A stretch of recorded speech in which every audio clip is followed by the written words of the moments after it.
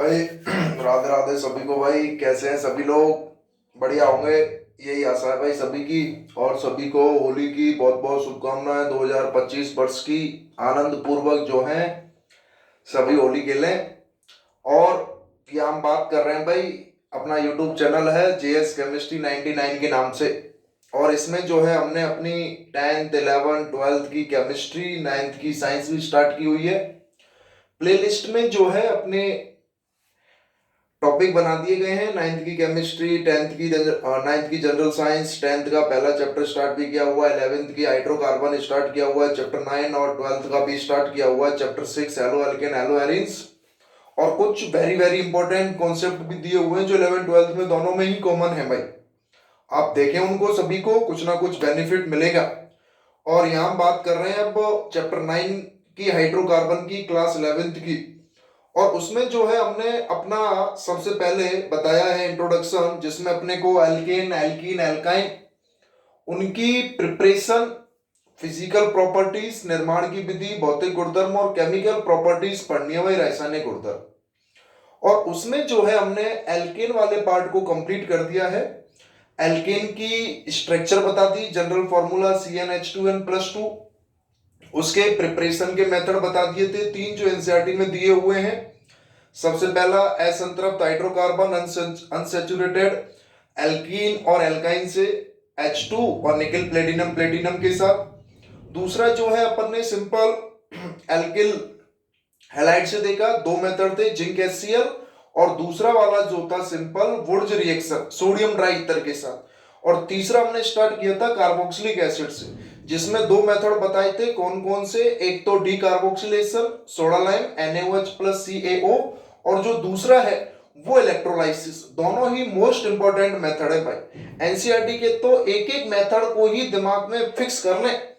होने को तो इनके अलावा भी बहुत है, अभी हम बात कर रहे हैं केवल एनसीईआरटी के पॉइंट ऑफ व्यू से, जो बहुत ही ज्यादा इंपॉर्टेंट है भाई।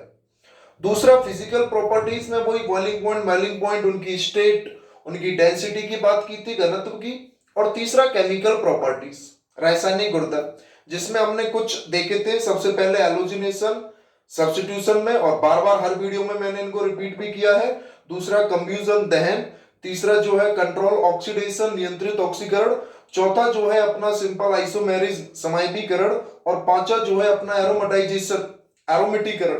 और छठा जो था रिएक्शन विद स्टीम भाप के साथ अभिक्रिया। और सातवां जो है अपना पायरोलाइसिस।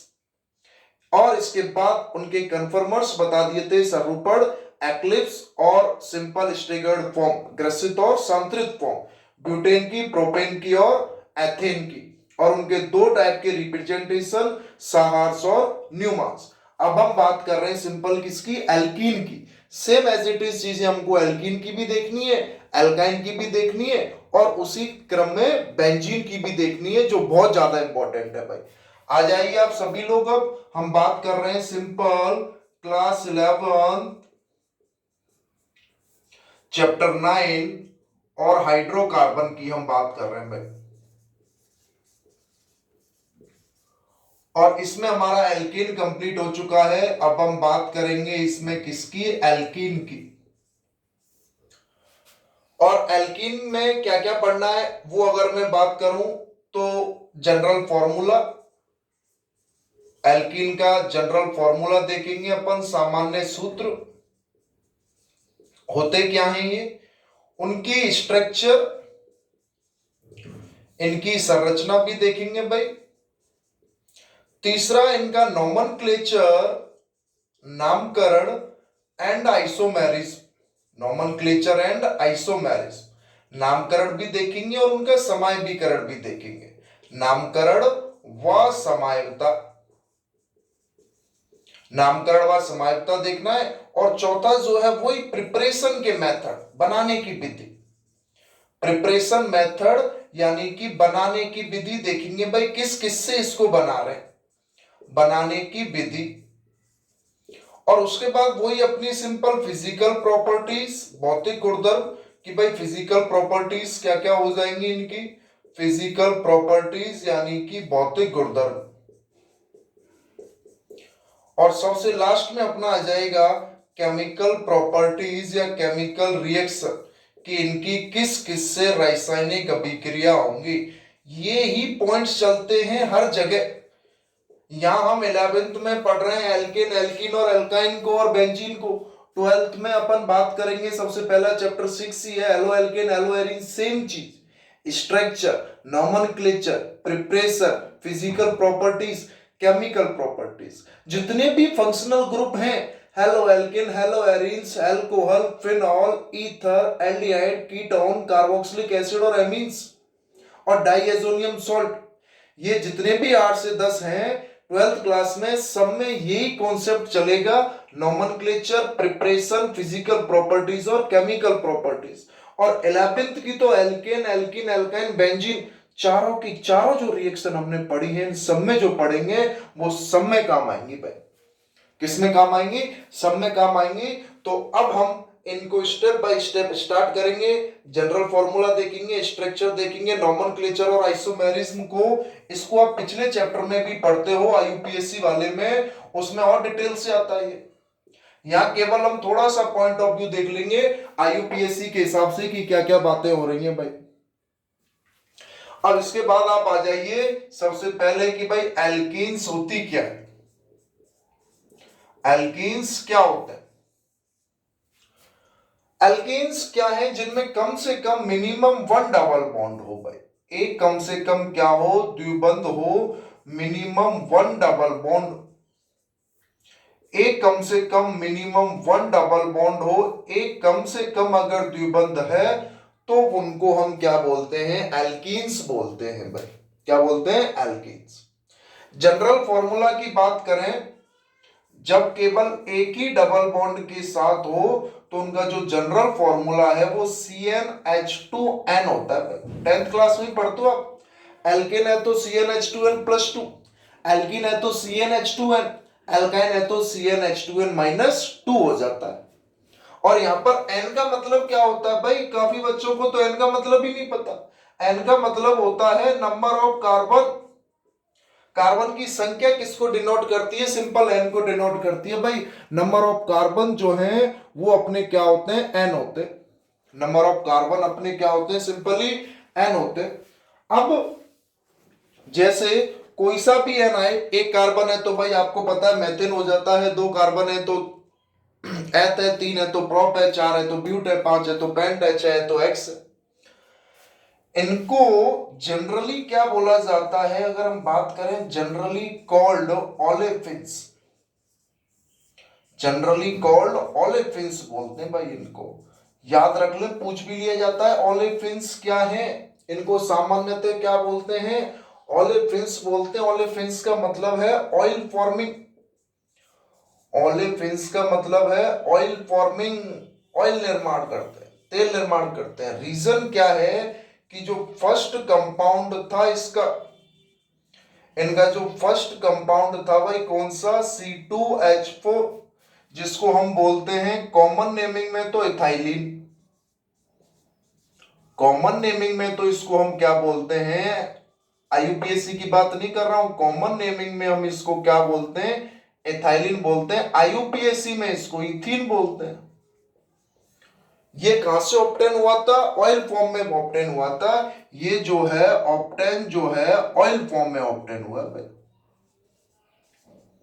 ऑब्टेन ऑयल फॉर्म में ऑब्टेन हुआ है, इसलिए इनको क्या बोलते हैं? ओलेफिन्स बोलते हैं भाई। इसलिए इनको सिंपली हम क्या बोल देते हैं? ओलेफिन्स बोलते हैं।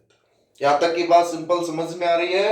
एल्कीन स्टार्ट कर दिया भाई, एल्कीन कंप्लीट हो चुका है। तो एल्कीन का सबसे पहला पॉइंट्स बात करें, कम से कम एक डबल बॉन्ड होना चाहिए। अगर एक ही डबल बॉन्ड वाली सीरीज है तो उसका जनरल फॉर्मूला, जो सामान्य सूत्र होता है, जनरल फॉर्मूला या अपना जो भाई सामान्य सूत्र है वो क्या होता है? CnH2n होता है।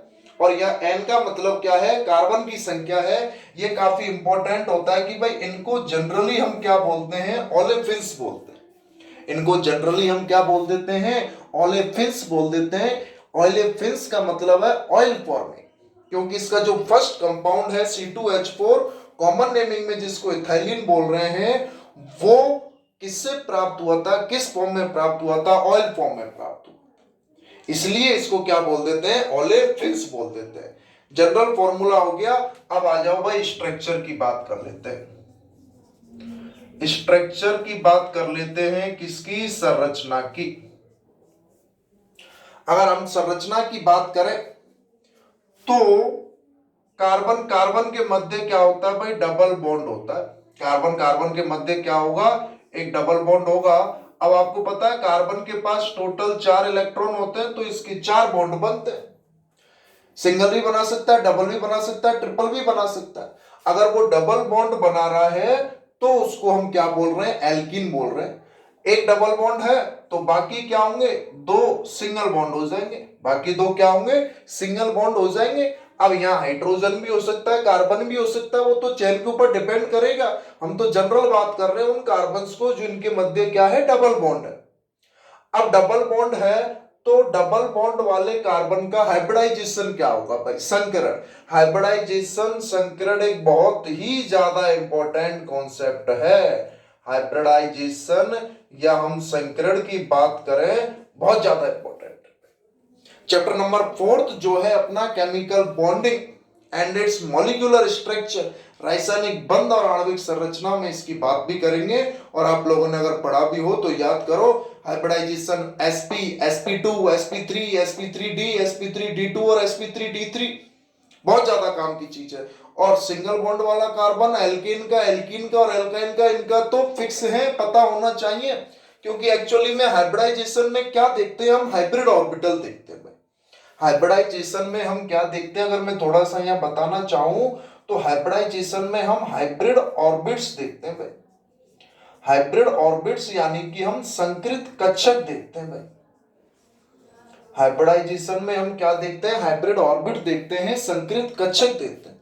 और संकृत कक्षक की जो संख्या है वही किसके बराबर होती है, उसी के बेसिस पर हम हाइब्रिडाइजेशन बताते हैं। अगर हाइब्रिड ऑर्बिटल 2 है, मिनिमम 2 होते हैं, 2 है तो sp, 3 है तो sp2, 4 है तो sp3, 5 है तो sp3d, 6 है तो sp3d2 और 7 है तो sp3d3। सबकी ज्योमेट्री पता होती है। sp है तो लीनियर है, sp2 है तो ट्राइगोनल प्लेनर है, sp3 है तो टेट्राहेड्रल है, sp3d है तो सिंपल ट्राइगोनल बाई पिरामिडल है, sp3d2 है तो ऑक्टाहेड्रल है और sp3d3 होता है तो पेंटागोनल बाई पिरामिडल है। एनसीईआरटी में 6 तक ही दिए हुए, 7 वाला नहीं दिया हुआ है, हम कराएंगे भाई, वो भी आ जाता है कभी कभी सिंपली।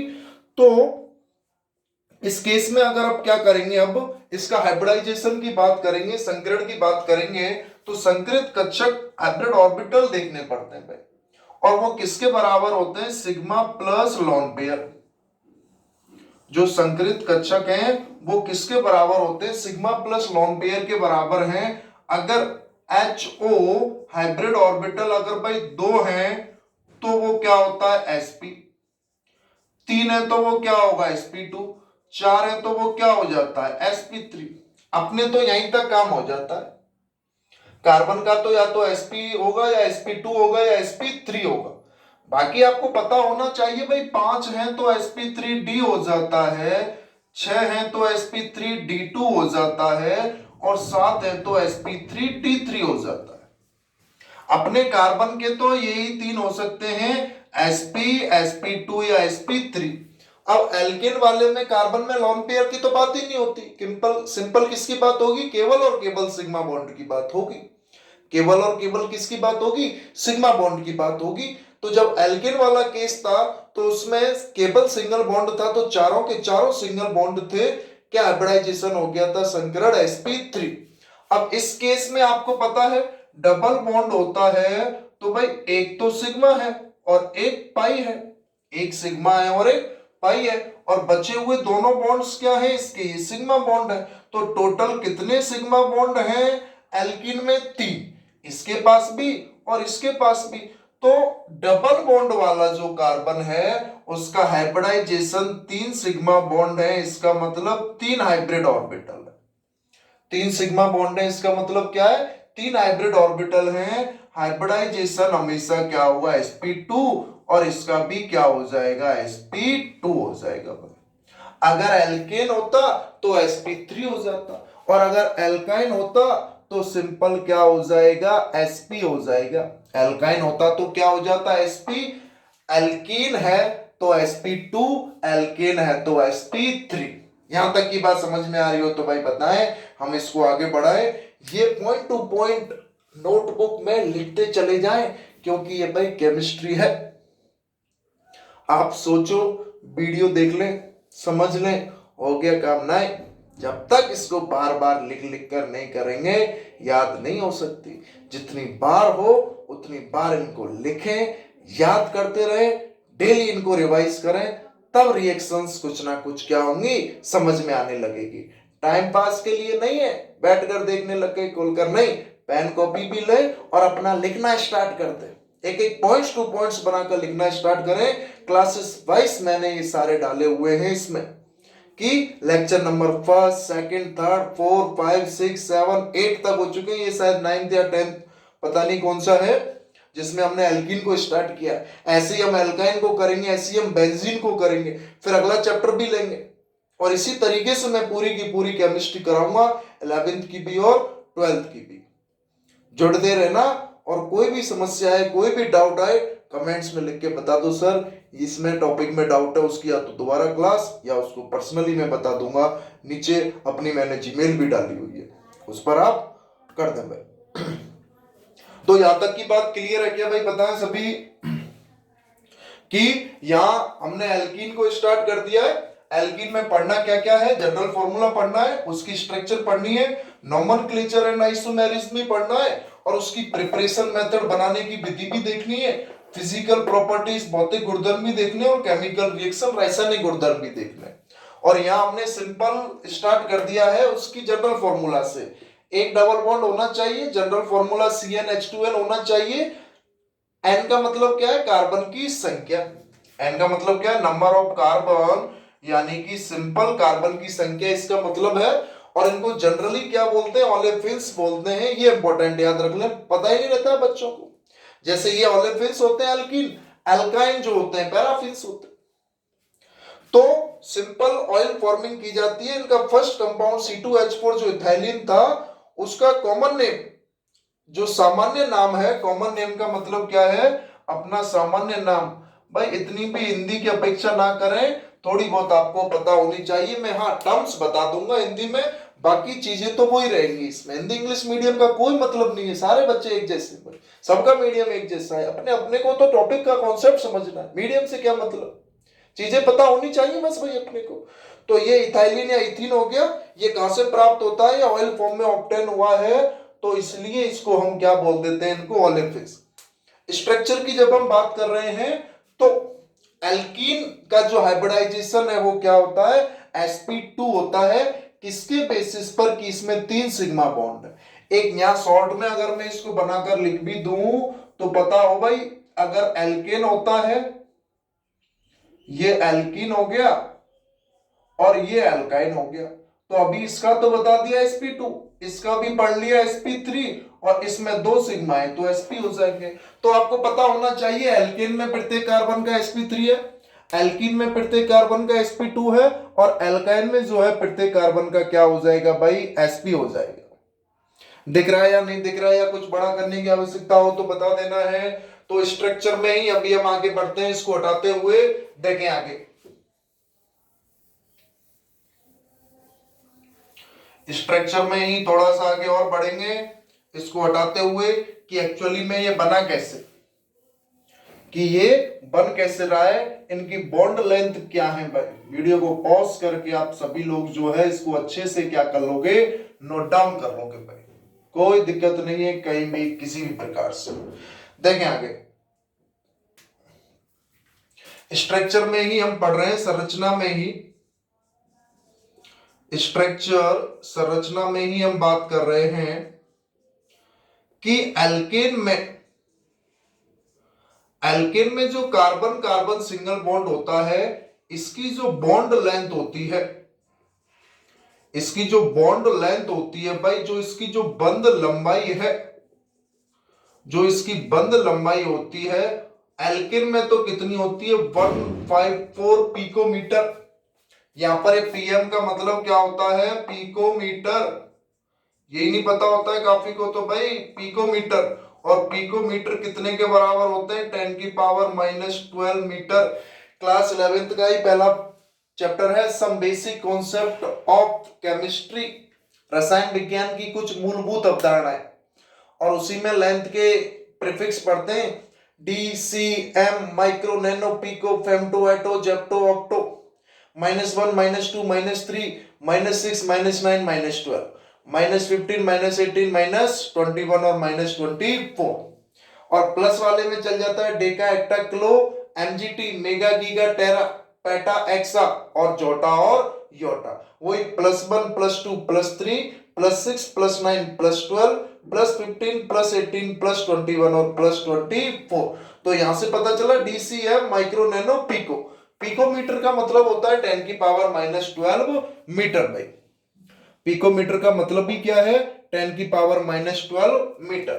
और जो एल्कीन है, उनमें जो कार्बन कार्बन डबल बॉन्ड की जो बॉन्ड लेंथ है, शॉर्ट में लिख देता हूं BL, वो कितनी होती है, 134 पिकोमीटर। कितनी होती है, 134 पिकोमीटर होती है बंद लंबाई। इसको शॉर्ट में कैसे लिख रहा हूं, BL के रूप में। जो बंद लंबाई है वो कितनी होती है भाई, 134 पिकोमीटर होती है, 134 पिकोमीटर हो रही है। तो यहां से पता चल रहा है आपको कि बॉन्ड लेंथ सबसे ज्यादा किसकी, एल्केन की, उससे कम किसकी, एल्कीन की, और सबसे कम किसकी होती है, एल्काइन की। क्योंकि नंबर ऑफ बॉन्ड्स जब बढ़ते जाएंगे, बॉन्ड लेंथ क्या होती जाएगी, सिंपल कम होती जाएगी। तो अगर यहां मैं बॉन्ड लेंथ के ऑर्डर की बात कर दूं, order of bond length, order of bond length की अगर मैं बात कर दूं भाई, बंद लंबाई के क्रम की अगर मैं बात कर दूं, ऑर्डर ऑफ बॉन्ड लेंथ यानी कि बंद लंबाई के क्रम की अगर हम बात करें, तो एल्केन की सबसे ज्यादा होगी, उससे कम एल्कीन की होगी, और सबसे कम किसकी हो जाएगी भाई, एल्काइन की हो जाएगी। ये अपना जो है बहुत ही एक इंपॉर्टेंट कॉन्सेप्ट है बॉन्ड लेंथ के ऑर्डर का, कि एल्केन की सबसे कम, उससे ज्यादा, एल्केन की सबसे ज्यादा, उससे कम एल्कीन, और सबसे कम एल्काइन। एल्केन का मतलब वही carbon carbon single bond, alkene का मतलब वही कार्बन कार्बन डबल बॉन्ड, और एल्काइन का मतलब वही कार्बन कार्बन ट्रिपल बॉन्ड। अब देखो, ये जो कार्बन कार्बन के बीच का जो डबल बॉन्ड बना है भाई, क्या बना है, कार्बन कार्बन के बीच का जो डबल बॉन्ड बना है, उसमें एक सिग्मा और एक पाई है, और हाइब्रिडाइजेशन क्या है, sp2 है। तो कहने का मतलब क्या है कि कार्बन के पास 4 ऑर्बिटल थे, 4 कक्षक थे। हाइब्रिडाइजेशन वाले कॉन्सेप्ट में क्या है कि हाइब्रिडाइजेशन में इलेक्ट्रॉन से मतलब नहीं होता है, हाइब्रिडाइजेशन में मतलब होता है ऑर्बिटल से। अब चाहे ऑर्बिटल्स में इलेक्ट्रॉन हो चाहे नहीं हो, उससे कोई लेना देना नहीं है। हाइब्रिडाइजेशन में तो सभी पार्टिसिपेट करेंगे, चाहे इलेक्ट्रॉन हो चाहे नहीं हो, वैकेंट हो, फिलफिल्ड हो, हाफ फिल्ड हो, सारे के सारे पार्टिसिपेट करते हैं भाई हाइब्रिडाइजेशन में। तो एल्कीन वाले केस में क्या हो रहा है कि जो अपना एल्कीन वाला केस है, आपको पता भाई कार्बन का एटॉमिक नंबर 6 होता है। कॉन्फ़िगरेशन क्या होता है इसका, 1s2 2s2 2p2। s में एक ऑर्बिटल है और p में कितने ऑर्बिटल है, 3। इलेक्ट्रॉन कैसे भरे हुए हैं, 1 2 3। इसलिए कार्बन में मैक्सिमम 4 ही ऑर्बिटल पार्टिसिपेट कर सकते हैं, 4 हाइब्रिड ऑर्बिटल बन सकते हैं आउटरमोस्ट शेल के हिसाब से, एक s का और 3 p का। और क्या हो जाएगा, वो sp3 हो जाएगा। एक s के और 2 p के हैं तो sp2 हो जाएगा, एक s का और एक p का है तो sp हो जाएगा। तो एल्केन में तो चारों पार्टिसिपेट करते हैं तो sp3 बनाता है, एल्कीन में 3 पार्टिसिपेट करते हैं तो sp2 बनाता है, और एल्काइन में केवल 2 पार्टिसिपेट करते हैं तो sp बनाता है भाई। देखें इधर कि एल्कीन है 1s2 2s2 2p2। अब इनको नहीं देखना है कि इसमें इलेक्ट्रॉन 2 है, इसमें 1 है, इसमें 1 है, इसमें 0 है, तो ये पार्टिसिपेट ही नहीं करेगा। हाइब्रिडाइजेशन में, संकरण में भाई आपने पढ़ा भी है अच्छे से, नहीं पता हो तो समझ ले। हाइब्रिडाइजेशन में all type orbitals participate, all type orbitals participate, सभी टाइप के ऑर्बिटल पार्टिसिपेट करते हैं, चाहे वो हाफ फिल्ड हो, अर्धपूरित हो, चाहे वो फुल फिल्ड हो। चाहे हाफ फिल्ड हो, चाहे फुल फिल्ड हो, चाहे वैकेंट हो, सभी पार्टिसिपेट करते हैं।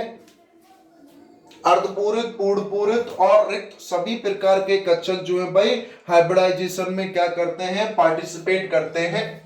तो एल्किन वाले केस में क्या हो रहा है, एल्किन वाले केस में अपना क्या हो रहा है, एक मिनट रुको।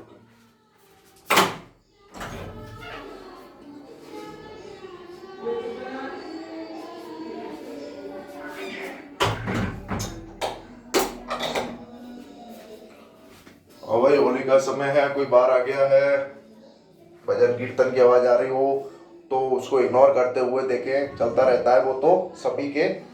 कहां पर थे हम भाई, समझे इसको कि अपना जो है एल्किन में हाइब्रिडाइजेशन में मैं बता रहा हूं सभी प्रकार के कच्छप पार्टिसिपेट करते हैं, भागीदारी लेते हैं, चाहे वो रिक्त हो, चाहे पूर्ण हो, चाहे वो अर्धपूरित हो।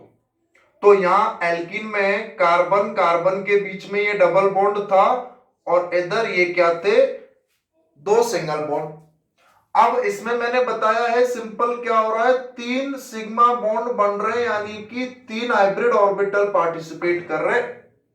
और एस केस तो आपको पता है गोलाकार होता है, और ये px, py और pz ये डबल शेप होते हैं। और हाइब्रिडाइजेशन में पार्टिसिपेट करने के बाद क्या होता है, ऑर्बिटल्स में एनर्जी चेंज होती है आपस में, और एनर्जी चेंज होती है और तब तक होती है जब तक प्रत्येक ऑर्बिटल्स की एनर्जी और शेप क्या नहीं हो जाए, सेम नहीं हो जाए। और वो एनर्जी और शेप सेम होने के बाद ही उनको क्या बोल देते हैं, हाइब्रिड ऑर्बिटल बोल देते हैं। तो ये समझो कि जो ये कार्बन और कार्बन के बीच में सिग्मा बॉन्ड तो हमेशा सेम एक्सिस ओवरलैपिंग से बनता है, और पाई बॉन्ड जो है हमेशा किससे बनता है, लेटरल एक्सिस में ओवरलैपिंग से। ये लेटरल एक्सिस में ओवरलैपिंग हो रही है, उनके पार्श्व भी एक अच्छी अति व्यापक।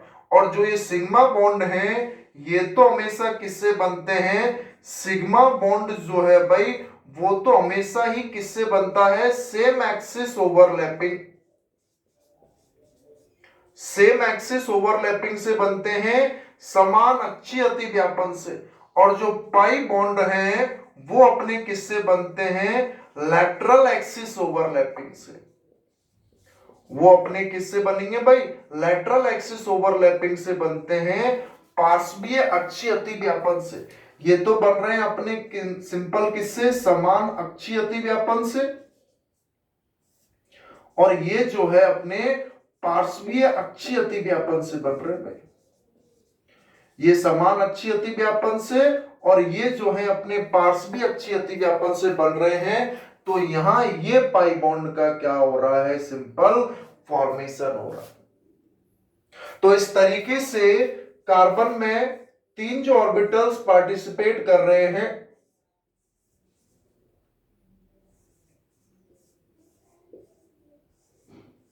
ये तो सिग्मा बॉन्ड वाले हैं तीनों, और ये इधर वाला जो होगा वो लेटरल एक्सिस में ओवरलैपिंग करेगा और क्या बनाएगा, पाई बॉन्ड बनाएगा। ये 1 2 3 तीनों के तीनों ये तो क्या है, अपने हाइब्रिड ऑर्बिटल हैं, HO संकृत कक्षक हैं, जो क्या बना देंगे, 3 सिग्मा।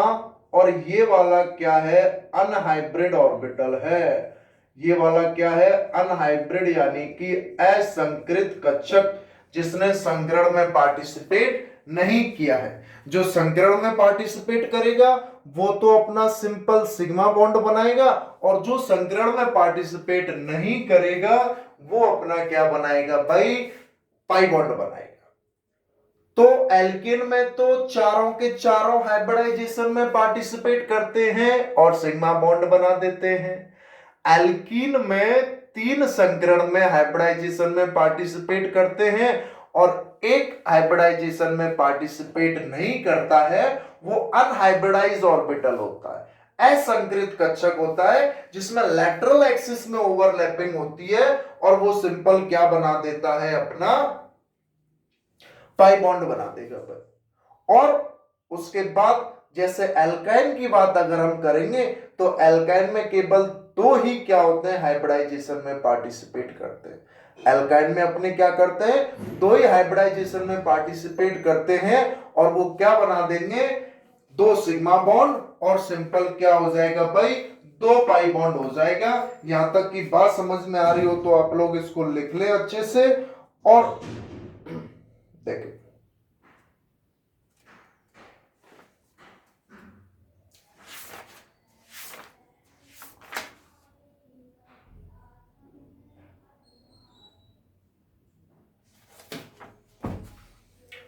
लिख लिया क्या भाई यहां तक। अब आपको पता है कि ये अपना sp2 हाइब्रिडाइजेशन होता है, और sp2 हाइब्रिडाइजेशन वाले में क्या होता है भाई, 120 डिग्री ट्राइगोनल प्लेनर उनकी क्या होती है, स्ट्रक्चर होती है। कुछ पॉइंट्स और बचे हैं, मैं यहां इनको और लिख देता हूं, दो चार पॉइंट्स को, और आप लोग इसको नोट डाउन करते जाएं भाई वीडियो पॉज करके। बहुत ही ज्यादा इंपॉर्टेंट कॉन्सेप्ट है ये, कि यहां आपको पता भी होना चाहिए कि जो अपना एल्किन वाला केस है, जो अपना एल्किन वाला केस है, इसमें तीन हाइब्रिड ऑर्बिटल हैं, तीन हाइब्रिड ऑर्बिटल हैं जो सिग्मा बॉन्ड बनाएंगे, जो क्या करेंगे, सिग्मा बॉन्ड फॉर्मेशन करेंगे।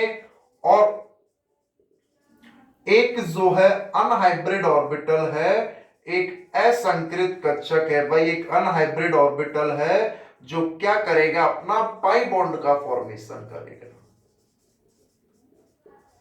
और सिग्मा और पाई में कंपेयर करें तो पाई कंपेयर टू रिएक्टिव ज्यादा होता है, लेस वो होता है, पाई बॉन्ड जो है कम स्टेबल है, कम बॉन्ड एसोसिएशन एंथैल्पी जो है, बॉन्ड को तोड़ने वाली जो एंथैल्पी है वो सिग्मा की ज्यादा है, क्योंकि वो सेम एक्सिस में ओवरलैपिंग से बन रहा है, और पाई बॉन्ड की क्या है, कम है। इसलिए एल्कीन्स जो है मोर रिएक्टिव है कंपेयर टू एल्केन्स से। कि अगर हम बात करें कि भाई ये तो असंकृत कक्षक है, इसका मतलब अगर हम बात करें कि जो बॉन्ड एंथैल्पी है, बॉन्ड एंथैल्पी का मतलब बंद एंथैल्पी, यानी कि enthalpy require for bond association, बंद को तोड़ने के लिए जो एंथैल्पी चाहिए, थर्मोडायनेमिक्स में भी आप लोग पढ़ते हैं बॉन्ड एंथैल्पी, यानी कि require energy for bond dissociation, require energy for bond dissociation, बंद को तोड़ने के लिए आवश्यक ऊर्जा, बंद एंथैल्पी, बंद एंथैल्पी, ये बंद को तोड़ने के लिए, बंद को तोड़ने के लिए आवश्यक ऊर्जा, बंद को तोड़ने के लिए आवश्यक ऊर्जा, ये जो अपनी बॉन्ड एंथैल्पी है, बॉन्ड एंथैल्पी को मैं कैसे लिख दूंगा, del H B E, bond enthalpy या bond association energy pi bond की जो है वो कम होती है सिग्मा बॉन्ड के कंपेयर में। इसलिए alkenes more reactive compare to alkene, alkenes more reactive compare to alkane, alkenes more reactive compare to alkanes. बहुत ही ज्यादा इंपॉर्टेंट पॉइंट्स हैं जो ये दो पॉइंट्स मैंने अभी आपको बताए हैं, एक तो बॉन्ड लेंथ वाला, और एक ये आपसे पूछ लेता है भाई बताओ क्यों एल्कीन्स जो है एल्केन से ज्यादा रिएक्टिव होते हैं, क्योंकि एल्कीन्स में तो क्या है, अपना पाई बॉन्ड है जिसको तोड़ने के लिए एनर्जी कम चाहिए। तो जिसको कम एनर्जी चाहिए तभी तो क्या होता है, एल्कीन में दो हाइड्रोजन जोड़कर उसको एल्केन में कन्वर्ट कर सकते हैं, लेकिन एल्केन को थोड़ी ना रिएक्ट करा दोगे कि उसमें और हाइड्रोजन जोड़ दें। तभी तो एल्कीन से एल्केन बन सकता है, एल्केन से क्या कैसे बनाए और कैसे हाइड्रोजन जोड़े। तो alkene more reactive, alkene more reactive compare to alkane. और इसका रीजन पूछे तो ये इसका रीजन हो जाएगा कारण, ये इसका कारण हो गया कि भाई एल्कीन जो है ज्यादा क्रियाशील होती है एल्केन के कंपेयर में, ज्यादा क्रियाशील, एल्केन ज्यादा क्रियाशील है एल्केन की तुलना में। तो ये दो पॉइंट्स मैंने बता दिए आपको सिंपल से, एक तो बॉन्ड लेंथ की बात कर ली है और उनके हाइब्रिडाइजेशन की बात कर ली है। तो आपको पता है कि भाई एल्कीन में ये जो कार्बन कार्बन है इनके बीच में ये sp2 हाइब्रिडाइजेशन है, तो इनकी जो जियोमेट्री होगी, जो इनकी जियोमेट्री होती है, ज्यामिति, वो सिंपल क्या होती है, ट्राइगोनल प्लेनर।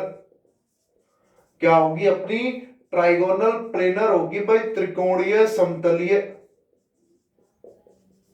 त्रिकोणीय समतलीय हो जाती है, जो आप लोग इस तरीके से बनाते हो। और बॉन्ड एंगल इनके बीच में क्या होता है, 120 डिग्री होता है। अब एक इथीन मॉलिक्यूल की स्ट्रक्चर दी हुई है एनसीईआरटी में, उसकी बात कर रहे हैं अगर हम थोड़ा सा, तो carbon double bond carbon, hydrogen hydrogen hydrogen hydrogen, इसकी बॉन्ड लेंथ तो अभी बताइए कितनी, 134 पिकोमीटर। इस कार्बन हाइड्रोजन के बॉन्ड लेंथ कितनी, 110 पिकोमीटर। और यहां जो बॉन्ड एंगल होगा